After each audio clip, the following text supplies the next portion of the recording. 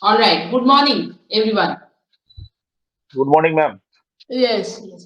So, yesterday we discussed planetary boundaries, the nine planetary boundary approach and framework, and the larger context is to basically understand that how and why we are actually in the Anthropocene, and as the planet is changing so rapidly, so fast, and the scale of transformation is quite huge because you've already seen, from the approach yesterday that uh, the transformation is taking place across all levels, global, regional, local levels, right?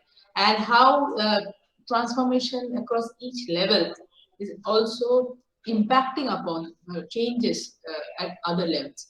So things are very connected in that sense. So, and if we understand these interconnections, then we have to also approach, ecological challenges from an interconnected perspective, right? So what I'm going to do today is that today's class will be based on our discussions and exchanges because that is important, and then of course there will be volunteers from the class who will be taking down notes and can uh, can come up with a class highlights document, and then all of you can take a look into this because whatever we'll be discussing will in any case be documented. So, and next week I will be discussing with you the evaluation patterns and assignments, etc. So how I'm going to uh, give scores and take care of uh, the grades of the entire gradation process in consultation with you. So, but forget about that. Most importantly, it is still, quite important or significant for us to understand the rationale behind, environmental humanities.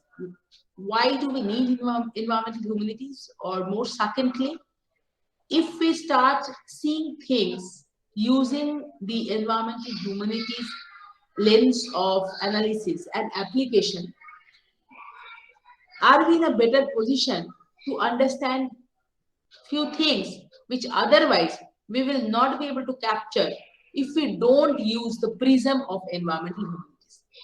Is it clear or not? So I'll repeat it once more. So it is very important for us to know, for all of us to know, that why this environmental humanities as a frame of analysis, a perspective, right, is significant. So if we apply, if we implement the lens of environmental humanities to understand a particular problem, are we better positioned? Do we become better positioned to understand things which otherwise we will not be able to understand if we just, for example, apply the lens of, for that matter, environmental sciences or environmental engineering approaches? So this is a question that we need to actually raise. Now, the second question is, what is environmental humanities? What is it? Is it a subject? Is it a domain? Is it a discipline? Is it a paradigm? What is the difference between paradigm and approach, framework? So these are also key questions, and there are not easy answers to this. To my bit of understanding, so far as this particular, I would like to kind of conceptualize or perceive environmental humanities as an umbrella domain. This is my definition. And again, my if I break down these two words, environment and humanities, so to and how would I like to explain environment in environmental humanities? I think I discussed this a bit in one of our classes. So to me, again, environment in environmental humanities, interestingly enough, is what is not environment. That is what is not natural in nature. So it actually provokes us to understand what is not natural in nature. So of course, what is natural in nature, but what is also not natural in nature? Uh, what do I mean by that? What is not natural in nature. What can be the meaning of this, right?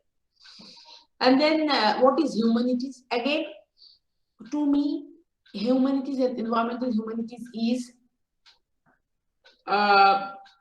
projecting the significance of humanities disciplines or subjects to understand complex ecological contexts, but at the same time also having an awareness that humanities need to align with other disciplines and other subjects for a better and a comprehensive understanding of complex systems.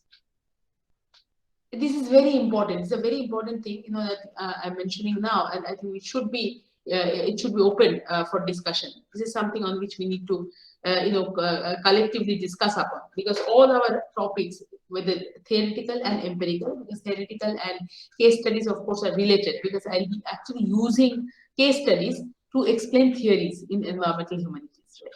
But for that, we need to first understand what environmental humanities is. So, and you will not find anything in any book on this, because you can find a whole lot of articles and write-ups which have flooded the scene since the last 10 years or so. 10 years, or a little less than 10 years, because actually environmental humanities had its official launch since 2013 with the publication of two mega journals. So one is Environmental Humanities itself, and from the Duke University Press, and the other one is a journal which is called Resilience. So these are two journals, two mouthpieces, and where scholars and experts and practitioners, of course, everyone come together to discuss several aspects, and they try to give shape. So they are not people, from or affiliated to environmental humanities. It's a new subject. Environmental humanities, again, it is not a subject or it is not a discipline, but it is how do I say? It is an assemblage. It's an assemblage of scholars, experts, practitioners who have certain training in environment, who have certain who have certain experience to work with environment, and and many of them have experience to kind of who have already conducted a lot of field work. So field work, I think, is very, very important, to understand environmental challenges. And there are also people who have conducted or who still conduct experiments in the laboratory. So it's a very interesting assemblage of different disciplines and different ideas and different perspectives and ideologies also together. Right? So that is why I would like to call it an umbrella domain. And it's not that if you are an expert, you want to pursue environmental humanities, you have to have certain training, and mandatory training on few things. It's not like that. It's rather different. It's the other way around. So if you are from a particular department, so for example, architecture, and you are studying a particular issue, maybe you are also looking into a socio-ecological system, and or maybe you are just concentrating on a particular urban design, for that matter. You are concentrating on an urban fabric. So when you are concentrating on an urban fabric, you have to take into consideration environment, because urban is not antithetical to environment. Urban is rather part and parcel of the larger environment that is comprised of. Right, so we will come to this example. Now, if you are making you are making a design, you are from architecture, you are studying a system, because finally you'll be delivering the design. That's the end product. That will be the end product of your project, and then you have learned a lot, right? By kind of course, like you are trained in the subject, you know the theories, you know the application, you know everything, but then you have worked while working on this project. There's also gain a whole lot of insights from the project itself, and then you kind of combine those insights, combine everything together, and have a better understanding, or your own understanding of socio-ecological system. And then with that understanding, you join the environmental humanities group of scholars or researchers, and then you add your understanding to this, and environmental humanities get enlightened with the kind of interdisciplinary architectural knowledge that you are bringing to the table. So it is really why I love this subject and why I have a whole lot of interest in this subject. And I just started this subject, since when I joined IIT. This is also a very unique coincidence. So I joined IIT in 2016, June. And that is exactly from where I have started, formally pursuing environmental humanities. Now, if you ask my background, was I already an environmental humanities scholar? No, not at all. But then my background was history, environmental history, and political ecology. So these are the two disciplines in which I am trained in. And again, political ecology is a very different kind of a domain. It is also very flexible and open. So we'll come to that. But I had that training. I had that domain expertise on environmental history and political ecology. But then, when I started pursuing environmental humanities since 2016, and started mainly working at the RCC. So I was there for about a year or so. This is RCC, the Rachel Carson Center in Munich. It's one of, again, like Stockholm Resilience Center or Potsdam Climate Research Institute. RCC, Rachel Carson Center in Munich, is again, it's called the Mecca of environmental humanities. And if you see the people working there, so coming from different backgrounds, eco-critical background, environmental history, political ecology, right? Hard sciences, climate science. But then what is the major theme or the mega theme, that binds all these different opinions, or not opinions, but different, different approaches or frameworks together, or disciplines maybe together. How does an architect and a historian get to work together on or towards an understanding of this complex socio-ecological system? Right. So it's a team of interdisciplinary, scholars and experts and researchers. Right. So it's open. You can define. You can have your own definition of environmental humanities. No problem at all. That will actually enrich the field. Because when you are defining, when you are coming up with your own definition, of course, this definition is then shaped by your knowledge, experience, expertise. So the way, again, I would like to define environmental humanities is, if I break it down into these two major terminologies or terms, environment and humanities, then to me, environment in environmental humanities provoke us to think what is not nature in what is not natural in nature.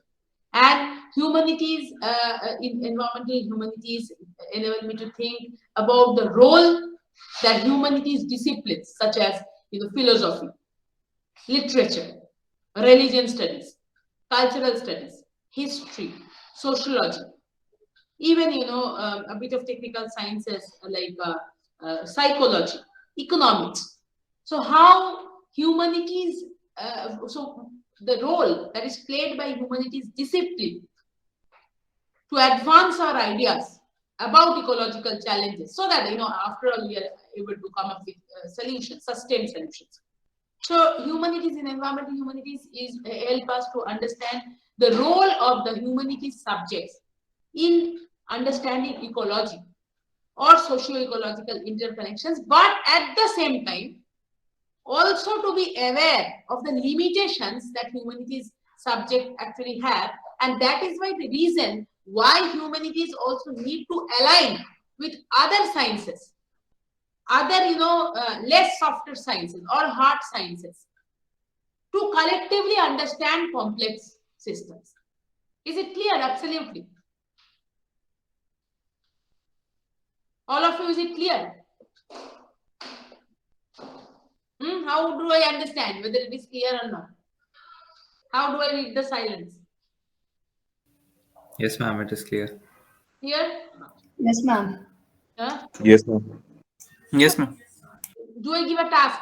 Fast, quick one. So 5 minutes. So 5 minutes, take 5 minutes. Take 5 minutes and try to, you have to make a bullet now. Think about an example, any example. So I have tried to, provide my own definition, not definition exactly, but how I understand environmental humanities.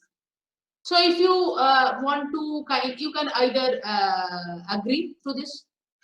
I know that you have not learned a lot about the subject, and in this course you are expected to learn, and you are expected to also contribute in it together. We will do this, but still, just try to push your frontiers a bit. Try to press your, neural nerves, and try to see if you can give an example to explain then what environmental humanities is based on the discussion that we just had. So you can have agreement, you can have disagreement, you can critically interrogate what I have said, you can advance what I have said, whatever it is. But think of an example from your textbook, from, of course, in textbook it will not be available, whatever. So think of an example to then explain, just an example. So we had discussed what environmental humanities is. We had discussed what is environment in environmental humanities, what is humanities in environmental humanities, and how do they combine, and environmental humanities get some kind of a meaning. So I want an example from you, through which I will be able to kind of then use this example after I explain this concept before any class. For example, I want to explain this to the next batch of students who will be joining me in autumn 2022. And I am asking you to frame examples that I'll be using in my class. After, I place this discussion that I had already placed before you now. So think of examples and help me. Possible? 5 minutes. So the time starts now. 8:23. So I'll ask you to, I will randomly ask you to, give your example. No problem. Just think. If it's not needed that you have to absolutely finalize the example, but it still can remain a floating example. And you can tell me like, what all you imagined when you started working on this example. It does not need to be an end product, but at least I need to know the process. Is that all right? 5 minutes. So 8:30, maybe 6 minutes. All right, the time starts now. 8:30. Okay. Ready, all of you? You have understood the the exercise, right? Is the exercise clear? Okay, okay. Clear all of you, Abhishek Sharma? Clear exercise? Yes, ma'am. Yes, ma'am. Okay, bas. ठीक. So 8:30.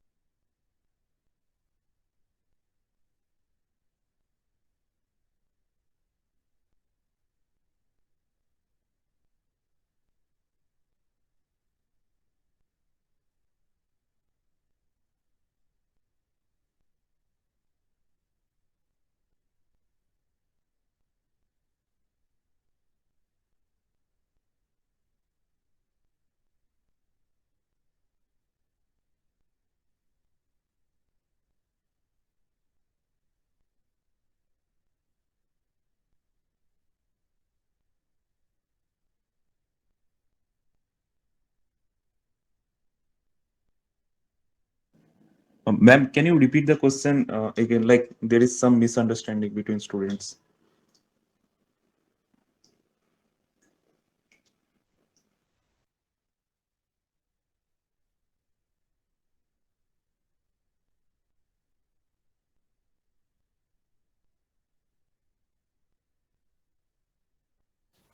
Hello, ma'am.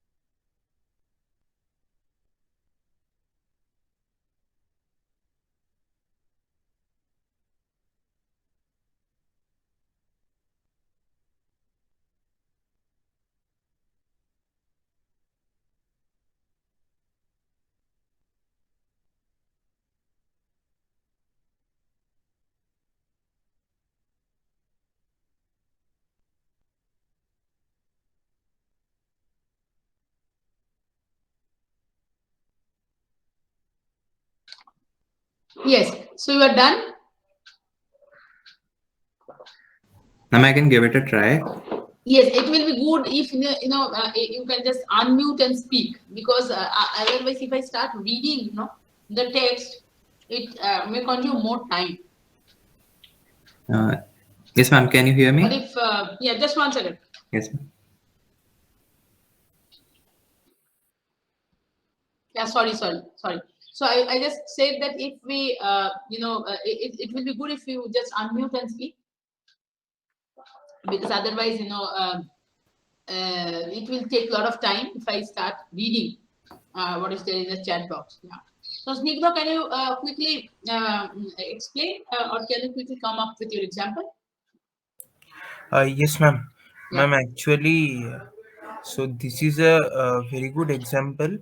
Like Mm-hmm. whenever, due to COVID-19, the human beings were the transportation facilities of the human beings were restricted, and as a result, fossil fuels and other things were not consumed in a much larger scale. So the rate of increase of global warming reduced, as well as the reconstruction of the ozone layer happened. So Mm-hmm. this is the very good example of how nature finds unique ways to neutralize the detrimental effects inflicted by human beings on it. Okay. All right. Okay. Thank you. Thank you. Anyone else would like to? Yeah. Yes, ma'am. Yes, please. Ma'am, so what I understand is this: uh, to counter the adverse effects that humanity has had on our environment, we have scientists propose the solutions. But Mm-hmm. simply proposing solutions at a scientific level is not enough. What I feel is that there are two more spheres yet to be touched. Mm-hmm. First is acceptance of the solutions, which happens at a social or cultural level, and then actually implementation of those solutions, which I believe will happen at a political level. Mm-hmm. So what I think environmental humanities does is it encapsulates the three, it completes the pipeline essentially, so that all three can take place seamlessly. First is proposing the solution by the scientists, Mm-hmm. accept the public accepting them, and finally those solutions getting implemented as public policy. All right. So you want to, see how this conversation and exchanges among different actors and stakeholders should actually get crafted. Yes, ma'am, exactly. Because that is what we discussed in the first class, that it should be about collective understanding of complex systems. And I believe a collective understanding can only be achieved through an interdisciplinary approach. Okay, sure. Thank you very much. So, Pranav, can you again? I would like to think you a bit more, because this I find very useful. But can you give an example of of how, if you know about an example of where you have seen this kind of trans-sectoral engagement, or you see that the failure of this actually has led to certain problems. So just think of an example, and I'll come back to you. Is that all right? Yes, ma'am. Ma'am, I can think of one right now. Okay. I'm not really sure what happens, but like consider electric cars. Mm-hmm. I don't think I've seen electric cars in India, and I'm not updated with the news about them. Like I'll read a bit more about that and elaborate on my example. But is Okay. this something that you're looking for? Yes. So what I'm saying is that the statement or the argument that you have put forward like that that if we are thinking of a particular ecological challenge and how we are going to solve this, so just scientist knowledge is not enough, right? Yes. So it is important to involve the people finally for whom the solutions are being provided so directly.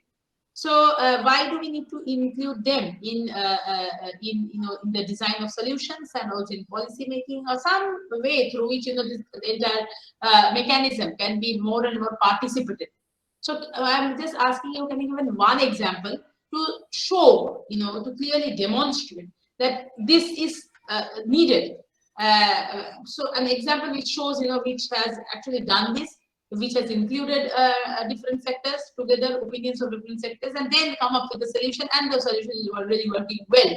Or you give an example which shows that why and how people were not involved, and then the solution did not work properly as it was expected to work. Or maybe another example, which actually would even further complexify the situation, maybe showing that that actors were not involved, but still, or practitioners, or maybe communities were not involved, but still it is working well. So, getting it? Yes, ma'am. Yes. Yeah. So, Ma'am, yeah, yes, Aditya. uh, ma'am, my understanding is that this subject is related to the understanding of interplay of various stakeholders like human beings, culture, economics, and ethics, so as to address various environmental issues, like just thinking of not just thinking about the environment, but also other factors which influence the decisions related to a better environmental situation across the globe. So and for an example, let us say we are for a particular manufacturing unit, we are trying to create a policy of the like we are trying to set an upper limit of how much harmful gases can be produced in a particular year. Now, this limit does not have a well closed form formula that you just plug in the values and you get an output. It is human decided value, right? Right. So how the various stakeholders like the owner of the factory, the workers, and the production requirement, and obviously the environmental concerns, these factors will collectively decide what limit exactly you should set, so that all of them come to a mutual consent and the policy actually works, other Right. than Absolutely. just thinking about the environmental concerns and setting a limit which is not practically feasible, and Exactly. none of the factory owners will follow. Right. So thank you very much, Aditya. Yes, and I think like yeah, these points are very, very important, and also most importantly, the ethics part of it, the ethical part of it. So ethics, justice, how ethics, justice, issues of equities, they are very much there, and how we'll not be able to understand and solve the environmental challenges of crisis if we don't include into our lens of analysis equity issues such as equity, justice, and ethics. So thank you very much, for bringing it up. Yes, yes. So any other example? Who would like to give the next example? Kaushiki, have you written something? Yes, ma'am, I can try. Yeah. Ma'am, but I have thought of a very simple example in the sense like we have environmental issue like extinction of certain species of animals from the earth. So how do we deal with that problem? Suppose a species is local, found in the local forest of a region. So maybe the scientists, they have made out certain ideas to take care of that species and prevent its extinction. And the scientist can take help from the regional, tribal, or the local group of people who stays there in order to just bring their ideas so that the species is like being supported to survive, something like that. Yes, yes. This is also again a very important issue that you have raised, and this is something which actually kind of comprise the crux of the conservation debate in India and in many other countries.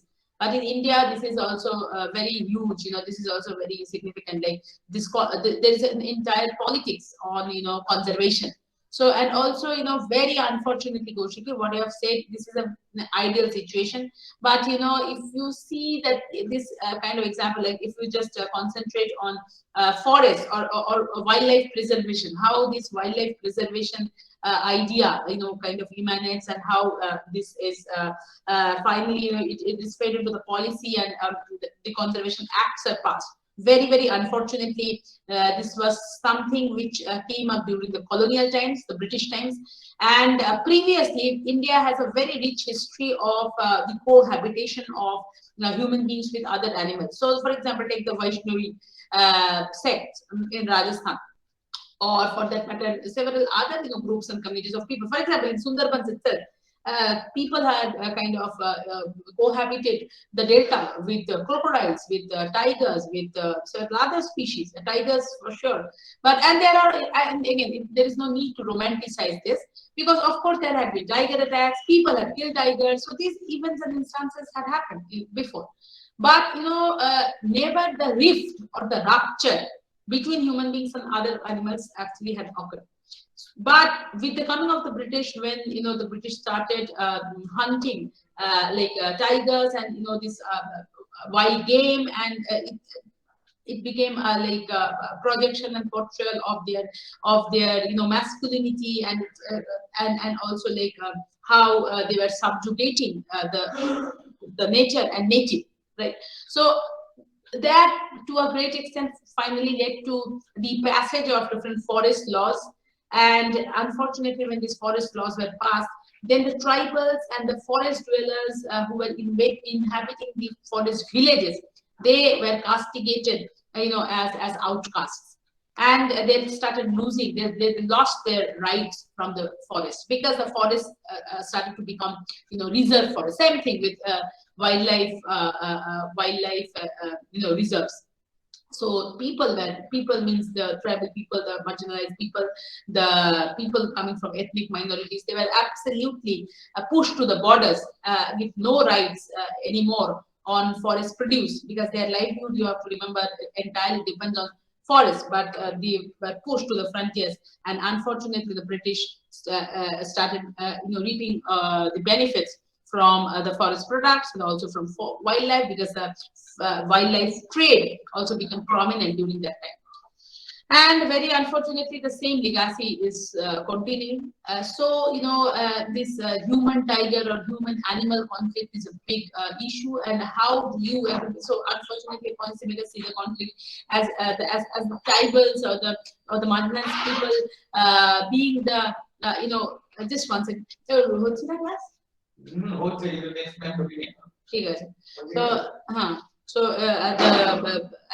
These tribals are unfortunately, they are portrayed as criminals by the forest officials. And on the other hand, actually, if you see the forest officials, they are the people who commodify wildlife, who try to align with the interest of the state, and kind of promote the big business lobbies in this kind of animal flesh trade.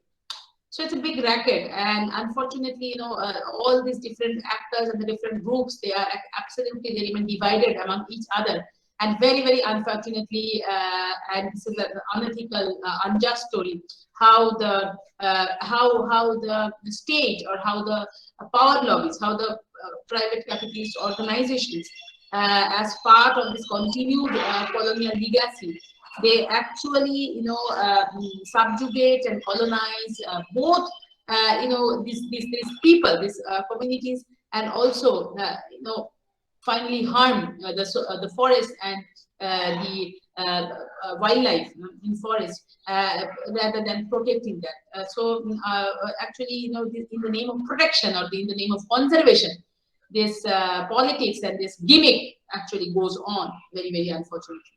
So this is, and what you have said is, it's an ideal situation, but how to kind of transcend, this normative situation to reality, it's a big issue, and a whole lot of debate, going on among people coming again from multiple disciplines to deal with this fact about conservation of forests and wildlife. So thank you for bringing that out.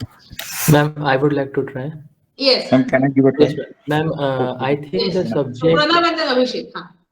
Yeah, I think this subject, like it's in its name also, it is environmental humanities. So I think what we are doing till now, like for in this name of humanities, like we are helping poor people, and we are helping the animals which cannot speak up for their benefit.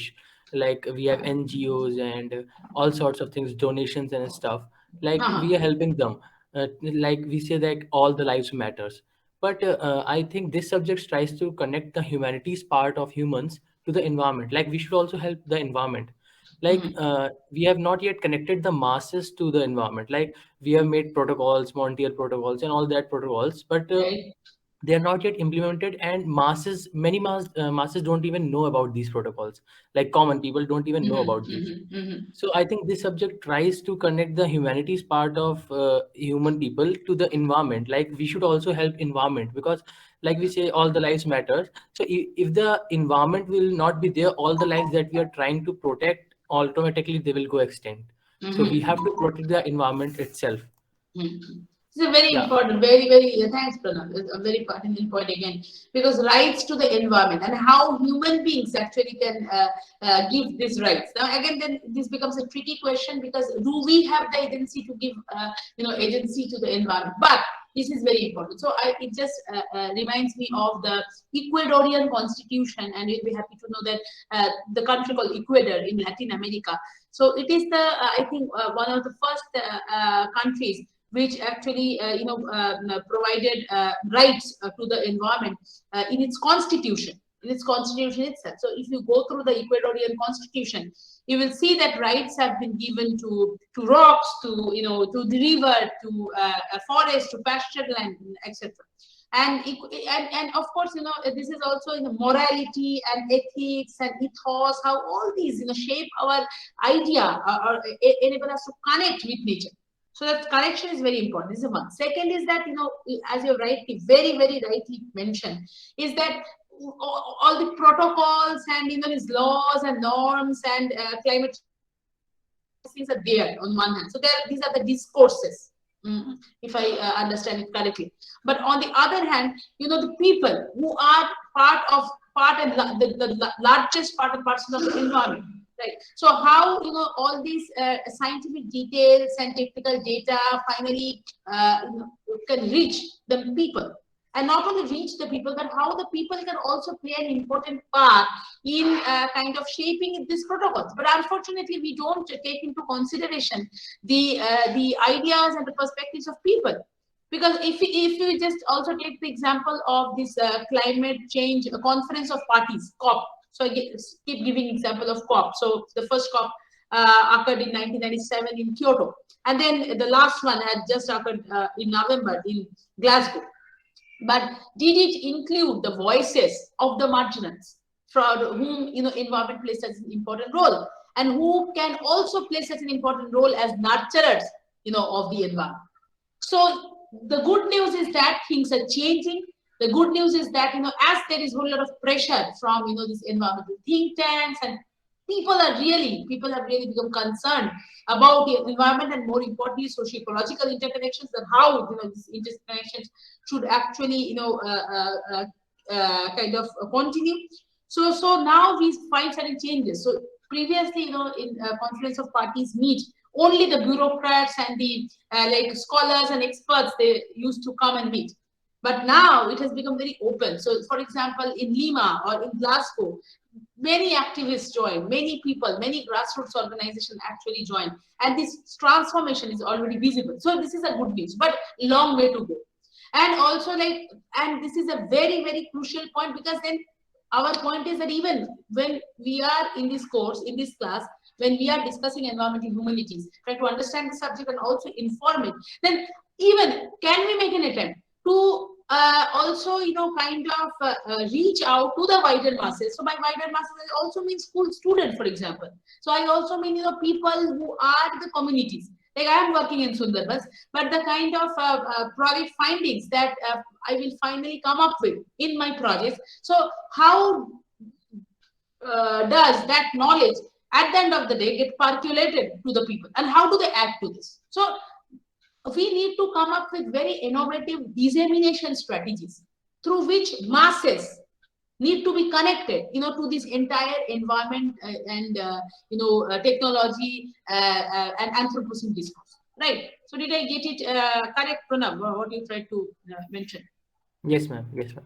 Yes, so this is very important. How that environmental humanities scholars should not only keep learning the discourse, but also should come up with ways through which this can also be translated to the larger masses. Or this is how we are bound to do this. So how can we do this? How can we think of not only innovative designs and solutions to protect the environment, but also innovative designs and solutions through which this discussion can reach the wider society, and then the kind of inputs that we will actually get from the society, that will help us to finally embark on this collaborative and collective journey.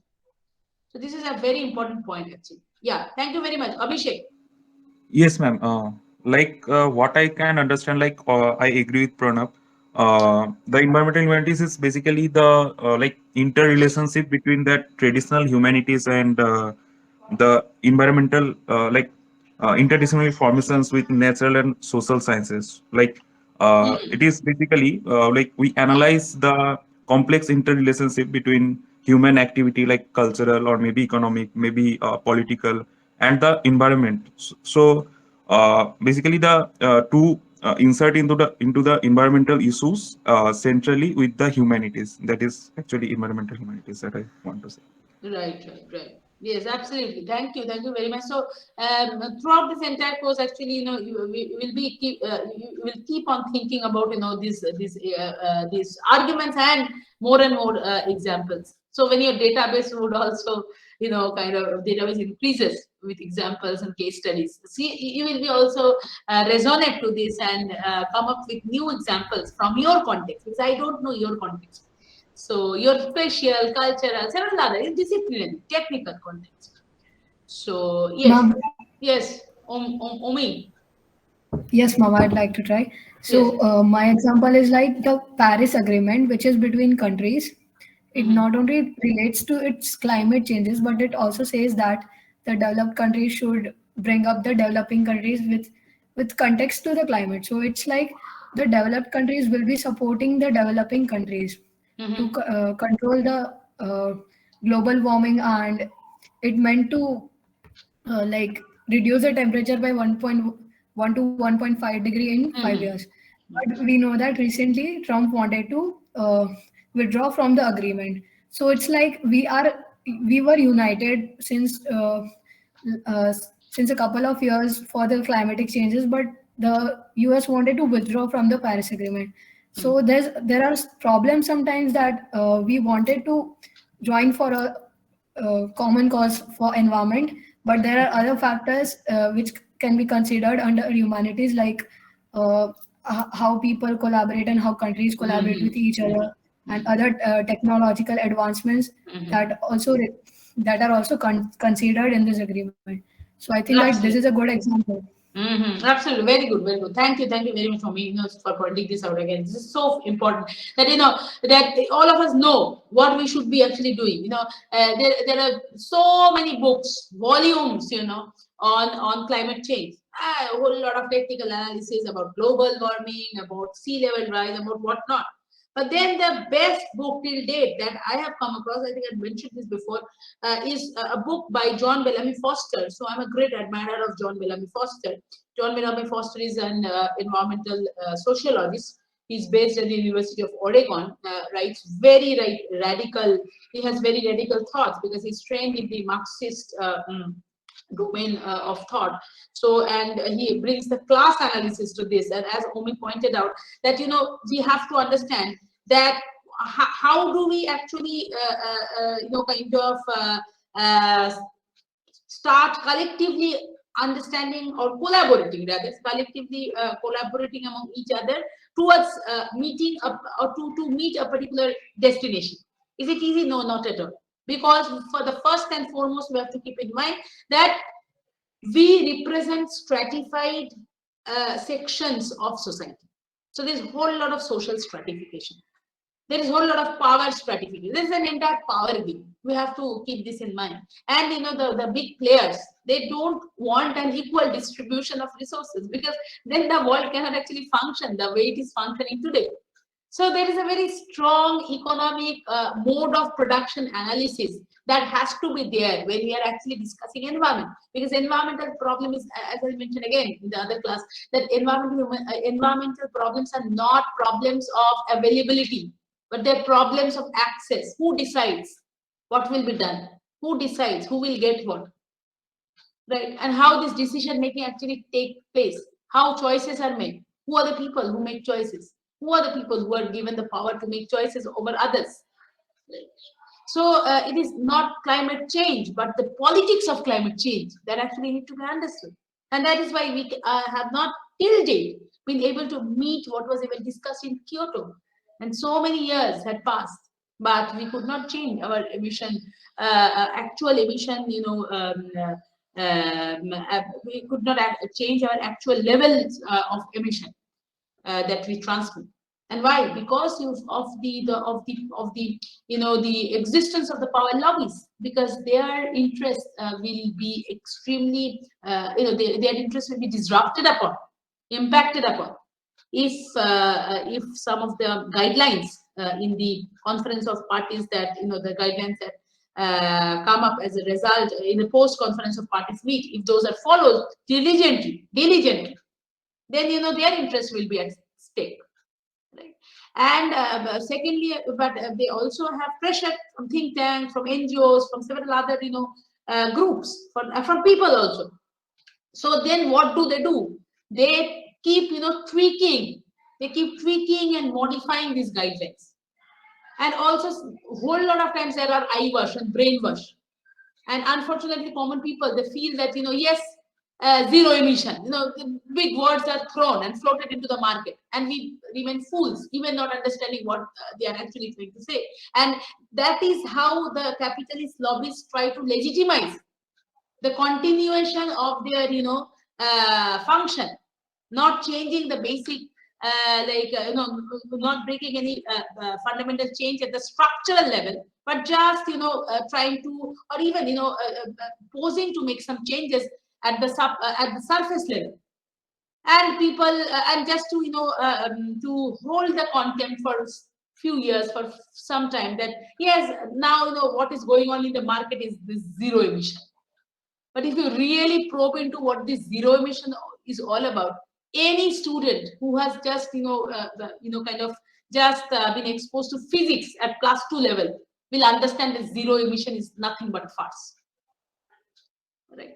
So how power lobbies play an important role. Number one, how it is, why and how it is so difficult to kind of collaborate on common issues, because our social positions, our economic interests differ. So what are the different barriers towards this collaborative approach rather?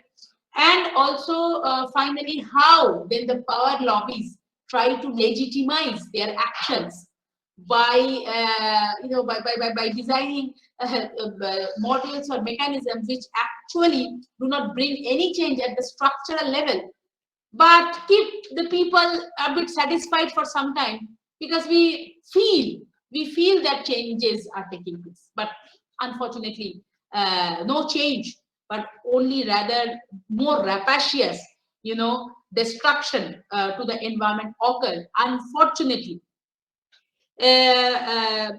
which are unfortunately like even when things that seem to be very eco-friendly or green, quote unquote, green fuel, solar, even take the example of solar, try to find out like what are the different problems, the challenges actually associated with it.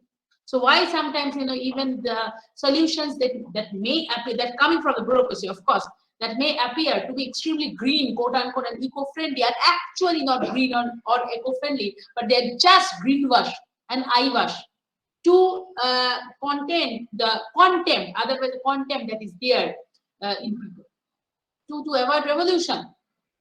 I mean, just a single phrase explanation, just to avoid a revolution, because and to make and to fool people. And this is happening in our country also to a great extent. We are being fooled every day with all these big promises and claims, and even God knows what. And we are not investigating. We are not investigating deep down that what is actually happening.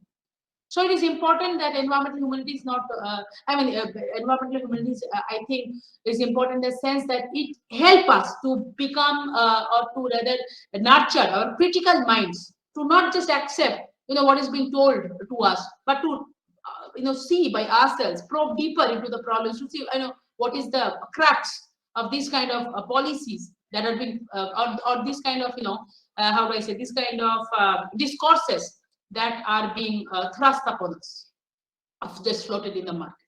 So this is very important. It's a very important point for me, and I think that other disciplines dealing with environment, they do not they do not look into the problems in this particular way.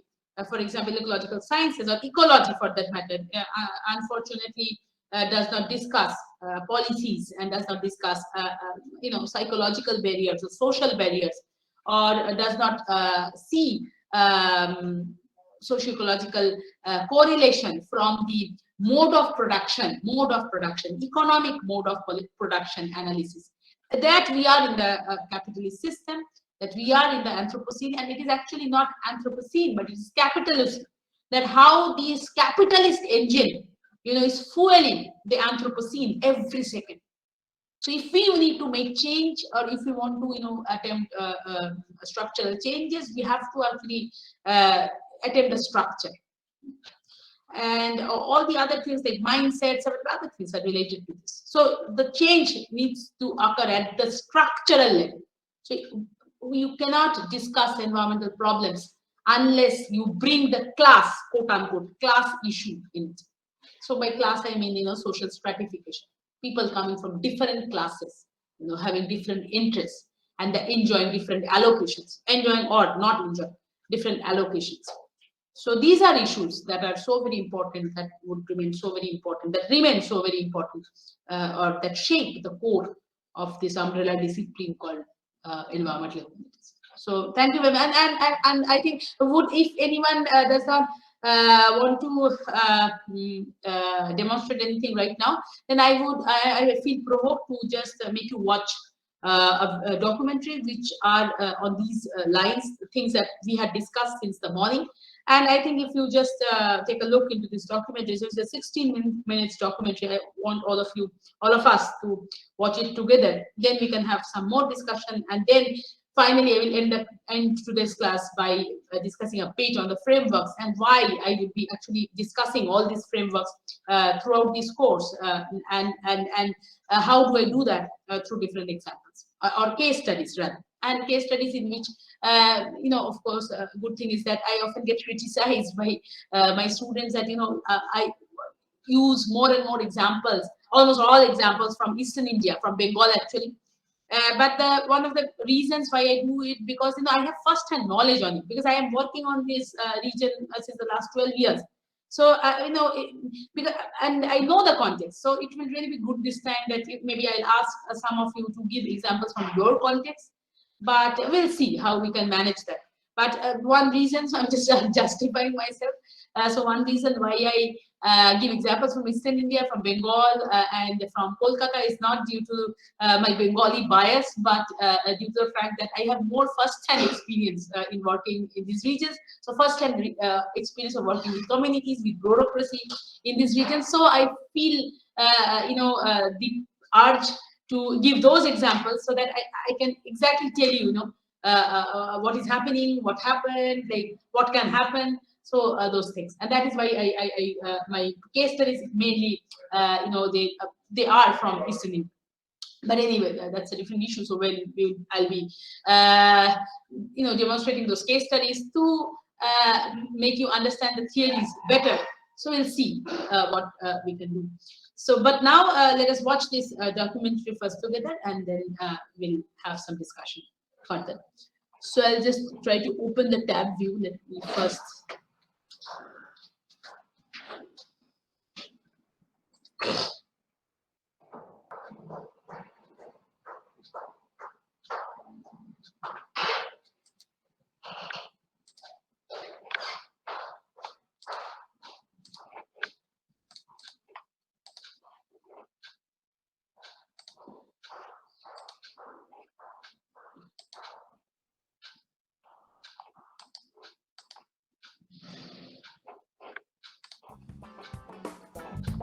So can you hear and watch this? Yes, Is it audible and visible? Yes, ma'am. Okay. yes.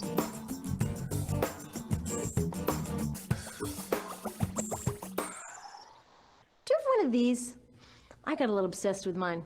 In fact, I got a little obsessed with all my stuff. Have you ever wondered where all the stuff we buy comes from and where it goes when we throw it out? I couldn't stop wondering about that, so I looked it up. And what the textbook said is that stuff moves through a system from extraction to production to distribution to consumption to disposal. All together, it's called the materials economy. Well, I looked into it a little bit more. In fact, I spent 10 years traveling the world, tracking where our stuff comes from and where it goes. And you know what I found out? That is not the whole story. There is a lot missing from this explanation. For one thing, this system looks like it's fine. No problem. But the truth is, it's a system in crisis. And the reason it's a system in crisis is it's a linear system and we live on a finite planet. And you cannot run a linear system on a finite planet indefinitely. Every step along the way, this system is interacting with the real world. In real life, it's not happening on a blank white page. It's interacting with societies, cultures, economies, the environment. And all along the way, it's bumping up against limits. Limits we don't see here because the diagram is incomplete. So let's go back through. Let's fill in some of the blanks and see what's missing. Well, one of the most important things that's missing is people. Yes, people. People live and work all along this system. And some people in this system matter a little more than others. Some have a little more say. Who are they? Well, let's start with the government. Now, my friends tell me I should use a tank to symbolize the government, and that's true in many countries and increasingly in our own. After all, more than 50% of our federal tax money is now going to the military. But I'm using a person to symbolize the government because I hold true to the vision and values the government should be of the people, by the people, for the people. It's the government's job to watch out for us, to take care of us. That's their job. Then along came the corporation. Now, the reason the corporation looks bigger than the government is that the corporation is bigger than the government. Of the 100 largest economies on Earth now, 51 are corporations. And as the corporation has grown in size and power, we've seen a little change in the government where they're a little more concerned in making sure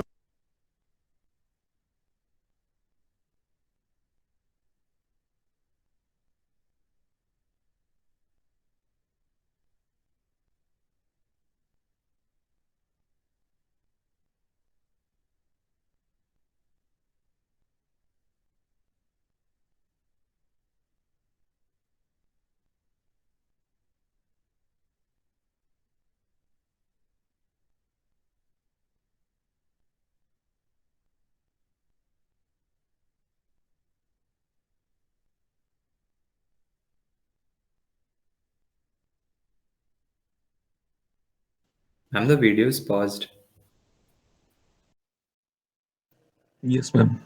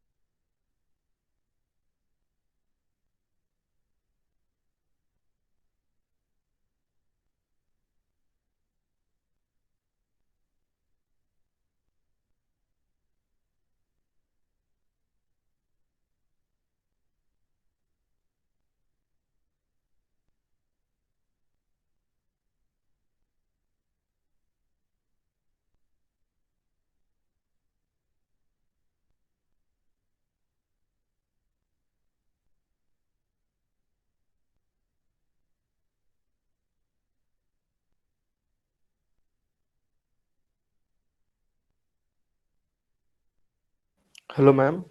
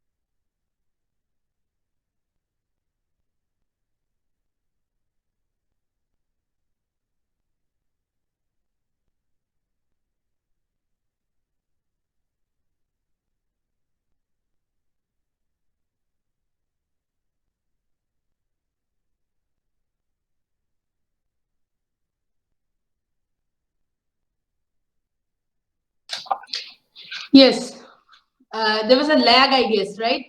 Thank you, Shorodip, for informing. Hello, hello. Can you hear me now? Yes, Yes, ma'am. It's ma'am. absolutely perfect now. Okay. So what happened? The video got stuck.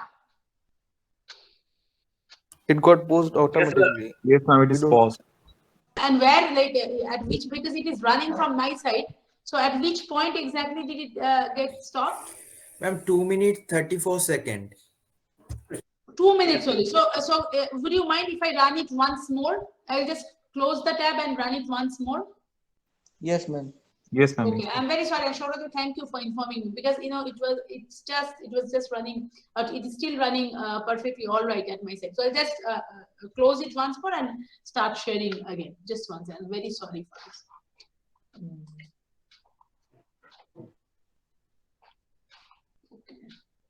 Okay.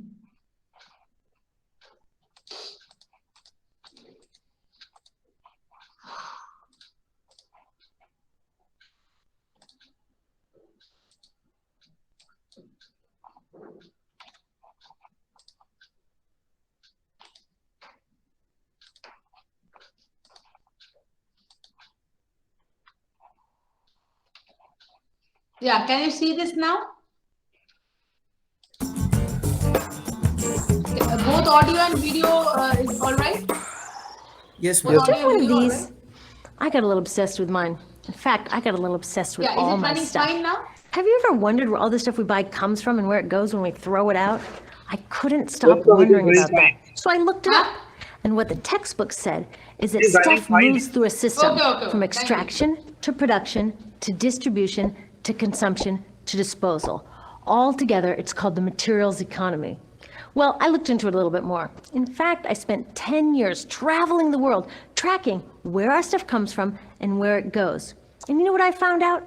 That is not the whole story. There is a lot missing from this explanation. For one thing, this system looks like it's fine. No problem. But the truth is, it's a system in crisis.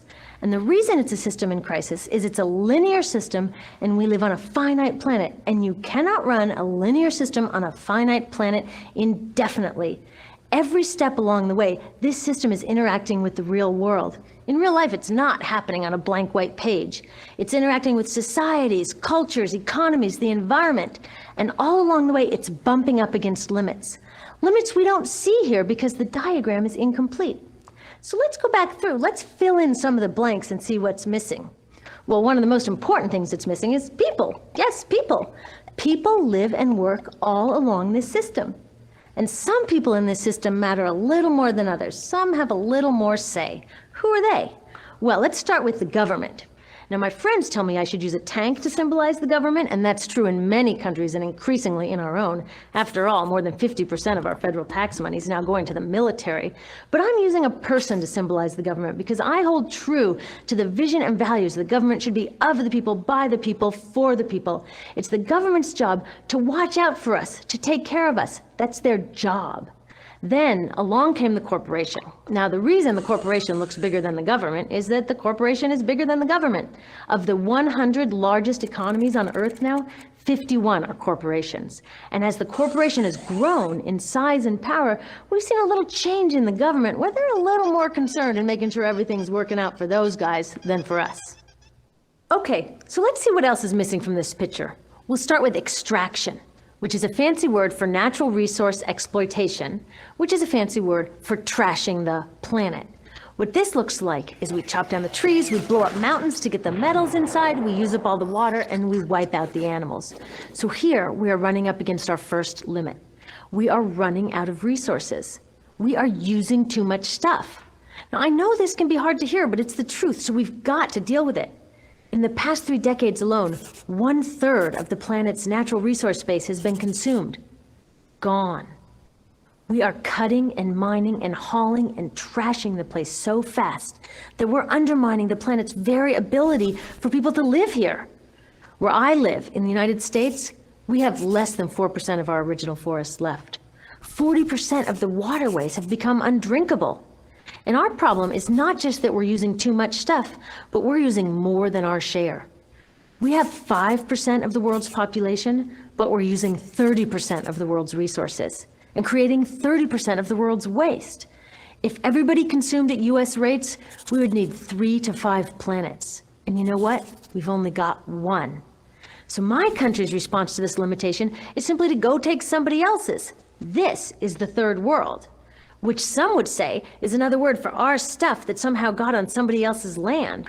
So what does that look like? The same thing, trashing the place. 75% of global fisheries now are fished at or beyond capacity. 80% of the planet's original forests are gone. In the Amazon alone, we're losing 2,000 trees a minute. That is 7 football fields a minute. And what about the people who live here? Well, according to these guys, they don't own these resources, even if they've been living there for generations. They don't own the means of production, and they're not buying a lot of stuff. And in this system, if you don't own or buy a lot of stuff, you don't have value. So next, the materials move to production. And what happens there is we use energy to mix toxic chemicals in with the natural resources to make toxic contaminated products. There are over 100,000 synthetic chemicals in use in commerce today. Only a handful of them have even been tested for health impacts, and none have been tested for synergistic health impacts. That means when they interact with all the other chemicals we're exposed to every day. So we don't know the full impact on health and the environment of all these toxic chemicals, but we do know one thing: toxics in, toxics out. As long as we keep putting toxics into our industrial production systems, we're going to keep getting toxics in the stuff that we bring into our homes and workplaces and schools. And our bodies. Like BFRs, brominated flame retardants, they're a chemical that make things more fireproof, but they are super toxic. They're a neurotoxin. That means toxic to the brain.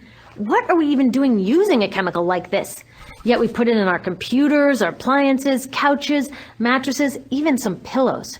In fact, we take our pillows, we douse them in a neurotoxin, then we bring them home and put our heads on them for 8 hours a night to sleep. Now, I don't know, but it seems to me in this country with so much potential, we could think of a better way to stop our heads from catching on fire at night. Now, these toxics build up the food chain and concentrate in our bodies. Do you know what is the food at the top of the food chain with the highest level of many toxic contaminants? Human breast milk. That means that we've reached a point where the smallest members of our societies, our babies, are getting the highest lifetime dose of toxic chemicals from breastfeeding from their mothers. Is that not an incredible violation? Breastfeeding must be the most fundamental human act of nurturing. It should be sacred and safe. Now, breastfeeding is still best, and mothers should definitely keep breastfeeding, but we should protect it. They should protect it. I thought they were looking out for us. And of course, the people who bear the biggest brunt of these toxic chemicals are the factory workers, many of whom are women of reproductive age. They're working with reproductive toxins, carcinogens, and more. Now I ask you, what kind of woman of reproductive age would work in a job exposed to reproductive toxins except for a woman with no other option? And that's one of the beauties of this system. The erosion of local environments and economies here ensures a constant supply of people with no other option. Globally, 200,000 people a day are moving from environments that have sustained them for generations into cities, many to live in slums, looking for work, no matter how toxic that work may be. So you see, it's not just resources that are wasted along this system, but people too. Whole communities get wasted. Yep, toxics in, toxics out. A lot of the toxics leave the factories in products, but even more leave as byproducts or pollution. And it's a lot of pollution. In the US, our industry admits to releasing over 4 billion pounds of toxic chemicals a year. And it's probably a lot more because that's only what they admit. So that's another limit, because yuck, who wants to look at and smell 4 billion pounds of toxic chemicals a year? So what do? Move the dirty factories overseas, pollute someone else's land. But surprise, a lot of that pollution is coming right back at us, carried by wind currents. So what happens after all these natural resources are turned into products? Well, it moves here for distribution. Now, distribution means selling all the toxic contaminated junk as quickly as possible. The goal here is to keep the prices down, keep the people buying, and keep the inventory moving. How do they keep the prices down? Well, they don't pay the store workers very much, and they skimp on health insurance every time they can. It's all about externalizing the costs. What that means is that the real costs of making stuff aren't captured in the price. In other words, we aren't paying for the stuff we buy. I was thinking about this the other day. I was walking to work and I wanted to listen to the news, so I popped into a Radio Shack to buy a radio. I found this cute little green radio for $4.99. I was standing there in line to buy this thing, and I was thinking, how could $4.99 possibly capture the cost of making this radio and getting it into my hands? The metal was probably mined in South Africa. The petroleum was probably drilled in Iraq. The plastics were probably produced in China. And maybe the whole thing was assembled by some 15-year-old in a maquiladora in Mexico. $4.99 wouldn't even pay the rent for the shelf space it occupied until I came along, let alone part of the staff guy's salary who helped me pick it out, or the multiple ocean cruises and truck rides pieces of this radio went on. That's how I realized I didn't pay for the radio. So who did pay? Well, these people paid with the loss of their natural resource space. These people paid with the loss of their clean air, with increasing asthma and cancer rates. Kids in the Congo paid with their future. 30% of the kids in part of the Congo have dropped out of school to mine coltan, a metal we need for our cheap and disposable electronics. These people even paid by having to cover their own health insurance. All along this system, people pitched in so I could get this radio for $4.99. And none of these contributions are recorded in any accounts book. That's what I mean by the company owners externalized the true costs of production. And that brings us to the golden arrow of consumption. This is the heart of the system, the engine that drives it. It is so important that protecting this arrow has become the top priority for both of these guys. That's why after 9/11, when our country was in shock, and President Bush could have suggested any number of appropriate things, to grieve, to pray, to hope. No, he said to shop, to shop. We have become a nation of consumers. Our primary identity has become that of being consumers, not mothers, teachers, farmers, but consumers. The primary way that our value is measured and demonstrated is by how much we contribute to this arrow, how much we consume. And do we? We shop and shop and shop, keep the materials flowing, and flow they do. Guess what percentage of total materials flow through this system is still in product or use 6 months after their date of sale in North America? 50%? 20? No, 1%. 1. In other words, 99% of the stuff we harvest, mine, process, transport, 99% of the stuff we run through this system is trashed within 6 months. Now, how can we run a planet with that level of materials throughput? It wasn't always like this. The average US person now consumes twice as much as they did 50 years ago. Ask your grandma. In her day, stewardship and resourcefulness and thrift were valued. So how did this happen? Well, it didn't just happen. It was designed. Shortly after World War II, these guys were figuring out how to ramp up the economy. Retailing analyst Victor Lebeau articulated the solution that's become the norm for the whole system. He said, our enormously productive economy demands that we make consumption our way of life, that we convert the buying and use of goods into rituals, that we seek our spiritual satisfaction, our ego satisfaction in consumption. We need things consumed, burned up, replaced, and discarded at an ever-accelerating rate. President Eisenhower's Council of Economic Advisors chairman said that the American economy's ultimate purpose is to produce more consumer goods. More consumer goods? Our ultimate purpose? Not provide health care or education or safe transportation or sustainability or justice? Consumer goods? How did they get us to jump on board this program so enthusiastically? Well, two of their most effective strategies are planned obsolescence and perceived obsolescence. Planned obsolescence is another word for designed for the dump. It means they actually make stuff to be useless as quickly as possible, so we'll chuck it and buy a new one. It's obvious with things like plastic bags and coffee cups, but now it's even big stuff. Mops, DVDs, cameras, barbecues even, everything. Even computers. Have you noticed that when you buy a computer now, the technology is changing so fast that in just a couple of years, it's actually an impediment to communication? I was curious about this, so I opened up a big desktop computer to see what was inside. And I found out that the piece that changes each year is just a tiny little piece in the corner. But you can't just change that one piece because each new version is a different shape. So you gotta chuck the whole thing and buy a new one. So I was reading industrial design journals from the 1950s when planned obsolescence was really catching on. These designers are so open about it. They actually discuss how fast can they make stuff break that still leaves the consumer having enough faith in the product to go out and buy another one. It was so intentional. But stuff cannot break fast enough to keep this arrow afloat. So there's also perceived obsolescence. Now, perceived obsolescence convinces us to throw away stuff that is still perfectly useful. How do they do that? Well, they change the way the stuff looks. So if you bought your stuff a couple of years ago, everyone can tell that you haven't contributed to this arrow recently. And since the way we demonstrate our value is contributing to this arrow, it can be embarrassing. Like, I've had the same fat white computer monitor on my desk for 5 years. My coworker just got a new computer. She has a flat, shiny, sleek monitor. It matches her computer, it matches her phone, even her pen stand. She looks like she's driving in Spaceship Central, and I look like I've got a washing machine on my desk. Fashion is another prime example of this. Have you ever wondered why women's shoe heels go from fat one year to skinny the next to fat to skinny? It's not because there's some debate about which heel structure is the most healthy for women's feet.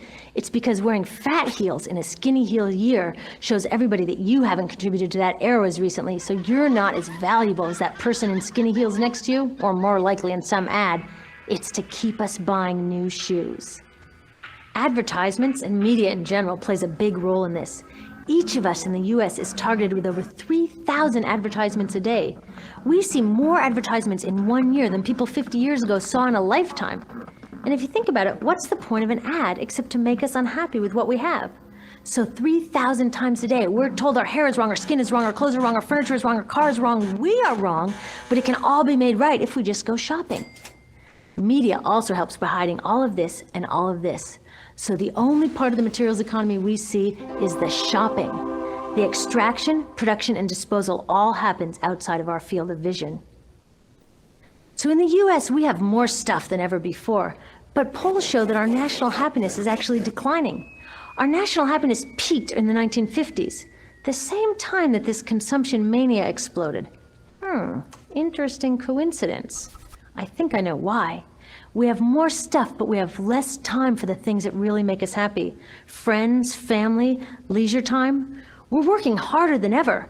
Some analysts say we have less leisure time than any time since feudal society. And do you know what the two main activities are that we do with the scant leisure time we have? Watch TV and shop.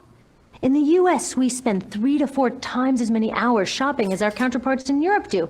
So So we're in this ridiculous situation where we go to work, maybe 2 jobs even, and we come home and we're exhausted. So we plop down on our new couch and watch TV, and the commercials tell us you suck. So you got to go to the mall to buy something to feel better, and then you got to go to work more to pay for the stuff you just bought. So you come home and you're more tired. So you sit down and you watch more TV, and it tells you to go to the mall again. And we're on this crazy work, watch, spend treadmill, and we could just stop. So in the end, what happens to all the stuff we buy anyway? At this rate of consumption, it can't fit into our houses, even though the average house size has doubled in this country since the 1970s. It all goes out in the garbage. And that brings us to disposal. This is the part of the materials economy we all know the most because we have to haul the junk out to the curb ourselves. Each of us in the United States makes 4.5 pounds of garbage a day. That's twice what we each made 30 years ago. All of this garbage either gets dumped in a landfill, which is just a big hole in the ground, or if you're really unlucky, first it's burned in an incinerator and then dumped in the landfill. Either way, they both pollute the air, land, water, and don't forget, change the climate. Incineration is really bad. Remember those toxics back in the production stage? Well, burning the garbage releases the toxics up into the air. Even worse, it makes new super toxics, like dioxin. Dioxin is the most toxic man-made substance known to science, and incinerators are the #1 source of dioxin.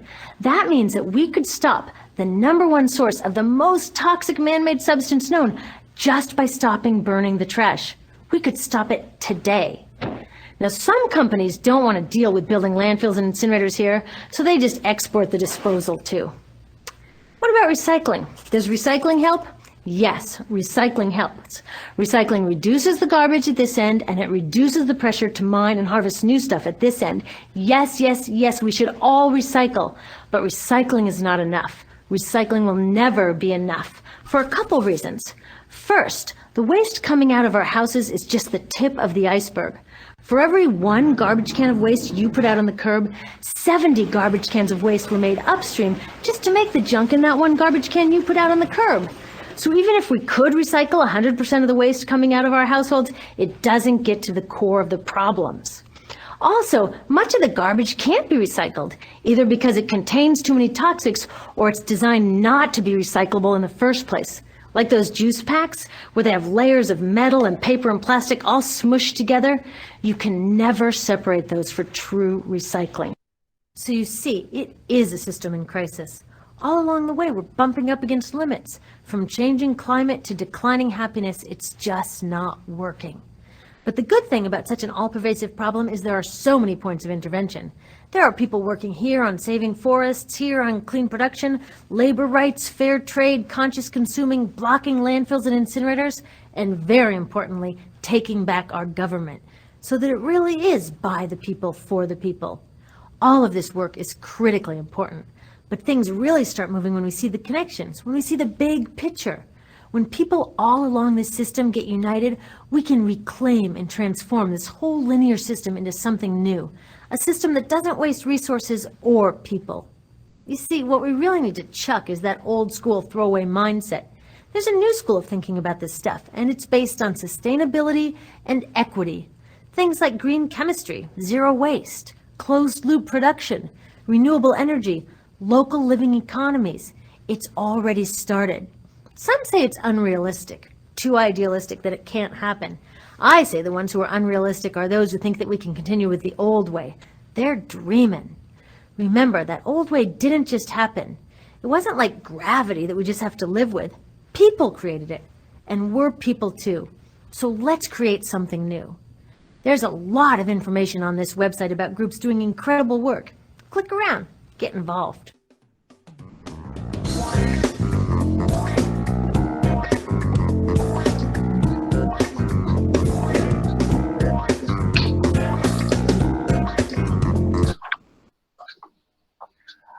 All right. Yes. So, so did you enjoy the video? Yes. Yes, ma'am. Yes, ma'am. Things got Yes, ma'am. clear. And I think what I very much appreciate and love about this video is that the way things have been interconnected, have placed in this interconnected manner. So how, consumption, how production also to a great extent is basically, dictated by our consumption patterns, and why, consumption is actually, the consumptionist urge, consumerist urge and consumptionist urge is actually, kind of harnessed by these big corporations and lobbies, so that and how this is absolutely dictated by the market logic, right? So all these issues are so very interconnected. So it's all about the interconnections that we need to basically look into when we are discussing environment, because environment is not it's not something very sacrosanct or puritan. No, and that is why I said that it's important to understand what is not natural in nature. So do you consider river to be natural? So if I ask you what is a river, is it a natural entity to you, or is it something else? So who would like to take up this question? So the question is river a natural entity? Just give me a minute. I'll just come back. I'm just coming back from the washroom. Give me 1 minute.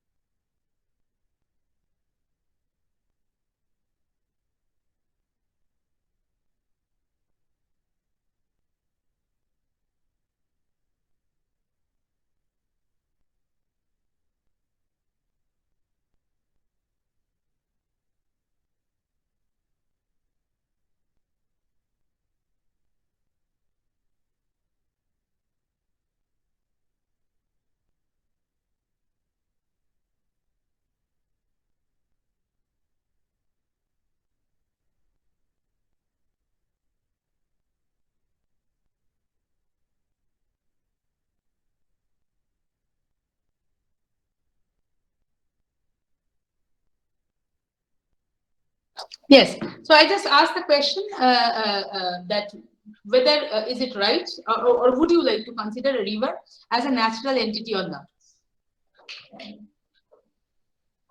So what do you think? Is river a natural entity? Yes.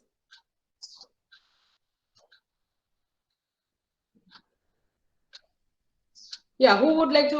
Who was trying to address it?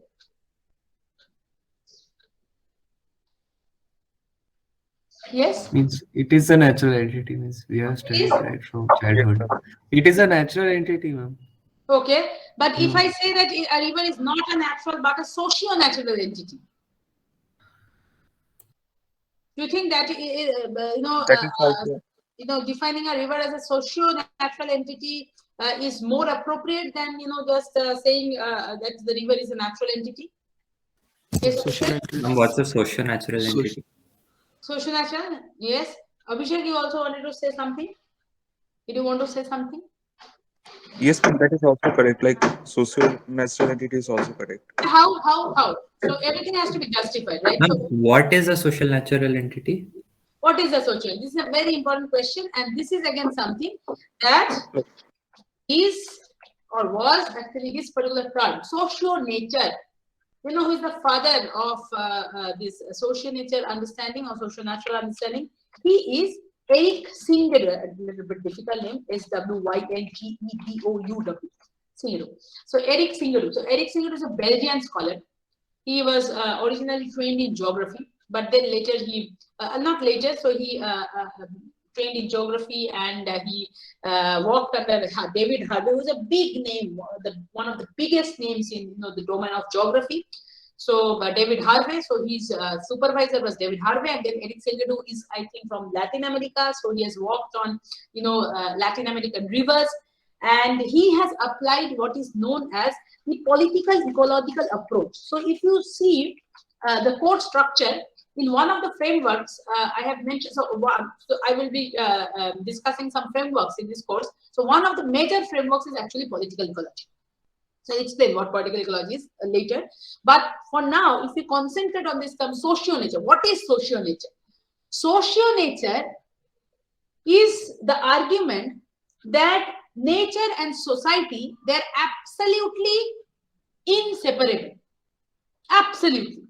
So when we are looking into a river, it is not the product of nature, because it has, for example, undergone transformations through interventions, right? So for example, nothing, I think, it will be very difficult for us to pick examples from the world now to show that, things which are absolutely natural. Even if you are able to identify, the ecosystem resource or ecosystem for that matter that are organic, you will be able to, of course, trace human footprints on them.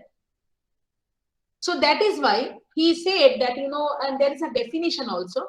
Later, political ecologists and more importantly, hydrosocial scholars, they pointed out, they came up with an understanding of, the functioning of ecological systems or ecosystems by saying that, what is it? So what they are, how can you understand ecosystems? So you have to understand ecosystem by trying to see how, nature and society make and remake each other across space and time. So this is the definition. So how nature and society make and remake each other across space and time. Space and time are very important variables to this. So because the kind of relationship that we'll find right now between nature and society in a particular spatial context, it was not the same maybe 5 years before. It would not have definitely been the same 100 years before. It will not be the same 10 years after. So time is an important variable. And socio-nature is the understanding that nature and society are inherently, inseparable, inherently. So, and from this is such an important, perspective, and all the frameworks that will be taught in the in this course this semester, all these, frameworks actually advance, this particular formulation or coinage by Eric Singedow. And when I'm saying Eric Singedow, it's not that Eric Singedow is the only one, who maybe he is the one who formulated this particular term.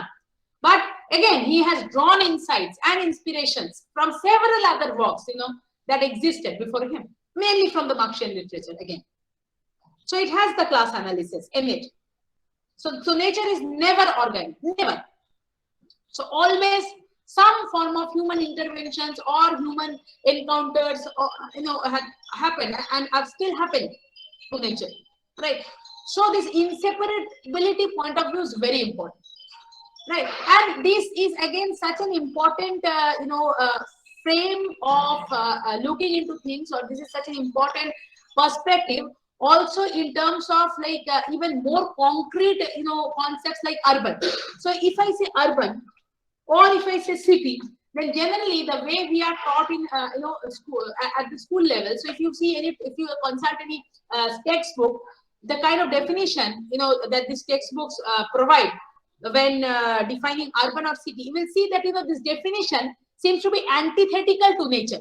So we tend to understand that urban means, big bridges, infrastructure, houses, And what is environment? Pastoral land, water bodies, vegetation, right? So unfortunately, this kind of a boundary gets crafted between urban or things that have been artificially created versus quote unquote Puritan or organic nature. But this is a faulty understanding. This is a faulty lens, because even urban has a natural component, an ecological component in it. So would you like to explain? Who would like to take this up? Who would like to do this? Do you think that urban is also extremely ecological? Do you see the ecology in urban? Not as an answer to this question, but I have a couple of questions that pop into my mind when you mention this term socio-natural. Yeah. This socio-natural sort of makes me think that society and nature are, so when you ask whether river is a social natural entity or not, like rivers have been there even before Homo sapiens were there on Earth. And Right. it is in fact we who are dependent on rivers, right? Yes, yes. Not particularly the other way around. Now, that's a different issue that recently we have started polluting rivers and all. However, using this term socio-natural, somehow it feels that it is assigning equal weightage that river is a social entity as well as a natural entity. And the second problem that I have is, so if we are not calling river as natural and we are calling it as socio-natural, then shouldn't we call anything in the world as artificial? Because ultimately it is either made by humans from natural products. So we should term it something like naturo-artificial. Yes, yes. So this is very important, point that you have raised, Pranav. Thank you. Thanks a lot for this. And also, like, for example, so it helps me then to think it in many different ways. So one is that, when we are saying social nature, and Eric Singer who actually has done it, so he actually gave agency to the human beings. Now, is it right to give absolute agency to human beings when we are discussing any ecosystem? That is the first point you have raised, right, Pranav? I understood you correctly. Yes, ma'am. Yes. So I think it is time now for maybe, kind of expanding this relationship, and environmental humanities scholars are already doing this. Expand this expand this, socio to incorporate not only human but also the non-human actors. For sure. So, for example, when even, the kind of examples that I give from the peri-urban wetlands. So, if you see East Kolkata wetlands or any several other wetlands which are actually sewage fed. So, the role played by, the algae, the sunshine, coliform bacteria are immense. And already a whole lot of processes are actually taking place, in these dynamic systems. But then there can be a question that would we like to consider these activities within, natural activities for that matter. So then the question of metabolism and how do we understand metabolism become very important. So when we are saying socio-nature, first of all, it is not actually, it should not be a negative connotation. But you are right that, Eric Singadu being a political ecologist, and I will also, when I discuss frameworks, I will also discuss or talk about the limitations within each of these frameworks, because no framework again is extremely, absolutely, how do I say, error-free or limitation-free. It's not like that. But one of the major problems that I find in political ecology is that it is overtly declensionist. So, and it just portrays, stories of decline and human like violence and bloodshed and intervention to the natural world and things like that. So even, Singadu coming from that background, when he's talking socio-nature, definitely he's, kind of drawing our attention to the interventions on ecosystems or river or any ecosystem for that matter. But then when I think we can expand this definition to also think that first and foremost, this is the inseparability of nature with all other non-natural factors. Now, how do we then ontologize nature? Should we, because for example, at the end of the day, human beings are also, you can also consider human beings as nature, because every one of us are part and parcel of nature. But then why do we need to have this socio-natural lens? Is it useful or significant? So, I think, we can have whole lot of discussions building on this particular point. So, but now, unfortunately, we have just 5 minutes left. So, I would request Amit and Shaurodeep to take a note that we have to have a lot of discussions on social nature. In any case, social nature will be discussed in political ecology and socio-ecological systems. But, we have to, of course, we need to also deontologize social nature in that way. But what do we mean? So, what is again society, and how do we understand nature and their interactions? So, I think that, definitely, like even before the coming of the human beings, rivers, systems flowed, but there are always agencies like other actors had played certain roles in determining the flow, the course, several other things even within nature or within river, for example, or river system. So when we start, understanding a river by starting to apply the granular analysis on this, then I think, if we use a socio-ecological system lens or prism, then I think all these different the functioning of the co-actors can get very visible. And this is something which is important, because why, for example, the river is or today rivers are losing or how they are getting impacted upon, because what are we actually impacting on? We are not impacting on the river as such, but we are actually impacting upon the co-functioning of these various co-actors, right? Both animate and inanimate. So these then help us to kind of grasp the complexities in the system. So we have to then,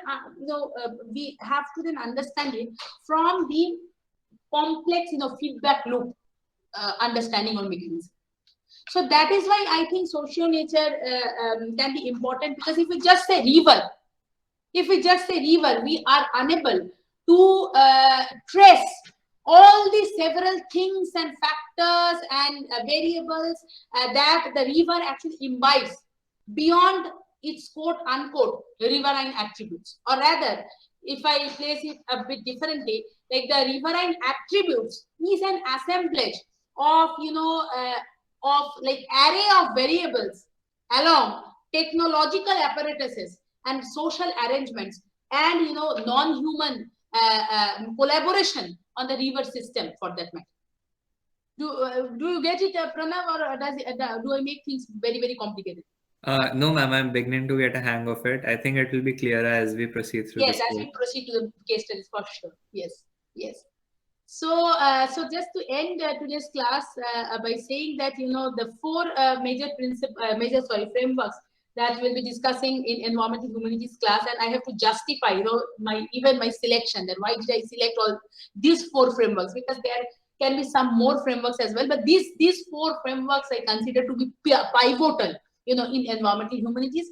So they are, you will see it in the course structure. So they are political ecology, socio-ecological system, environmental history, and resilience. Resilience is the newest import in this domain, but of course you will see that this concept was already there, and scientists already discussed this concept in different ways. And ecological scientists, of course, they had whole lot of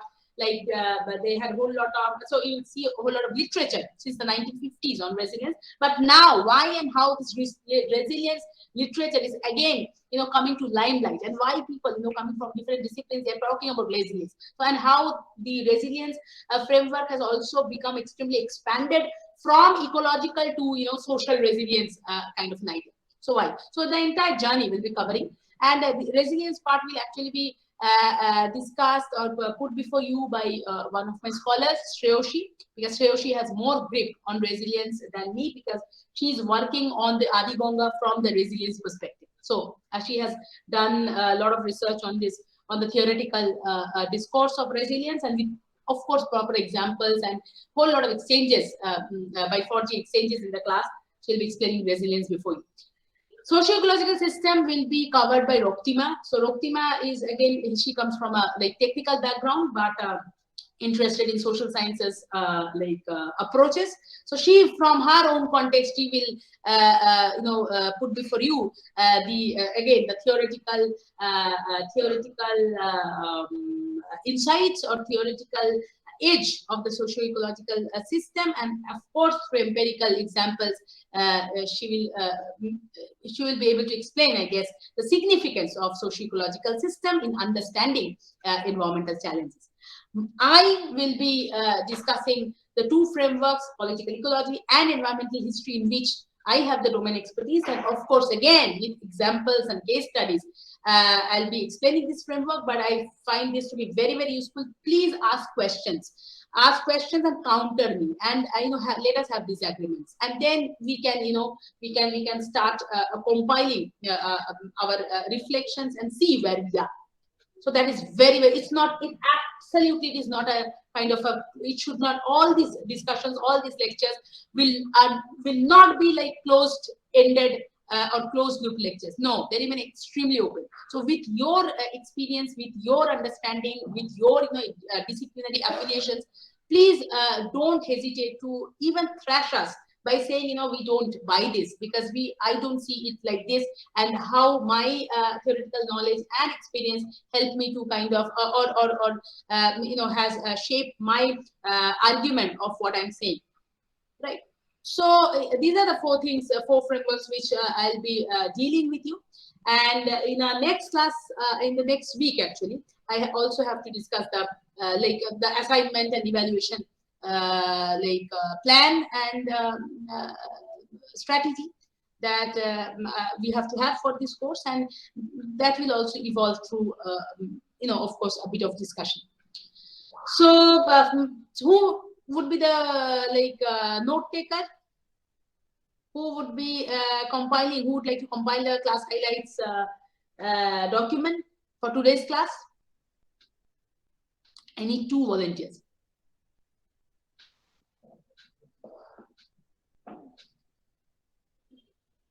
What happened? Who are the 2 volunteers who would like to, compile today's class highlights? And of course, within the evaluation design itself, I'll see how I can give weightage to this class highlights exercise as well. Yeah, because of course, a lot of efforts. Ma'am, I will also volunteer. I will also volunteer for this. Arunendro. Yes, ma'am. And obviously, Like I was writing in chat. Okay, sure. Thank you very much. Then Arunendra and Abhishek, will it be possible for you to compile this and send it to me on Saturday? Yes, ma'am. We will. Sure. Okay. Then if I have any comments, I will just let you know. Or if I find it to be more or less, if I find it to be absolutely all right, then I'll ask Shouradeep and Amit to upload it. Or maybe I can myself upload it. So thank you very much. Our discussions will roll on. The conversation will move on. And I'll meet you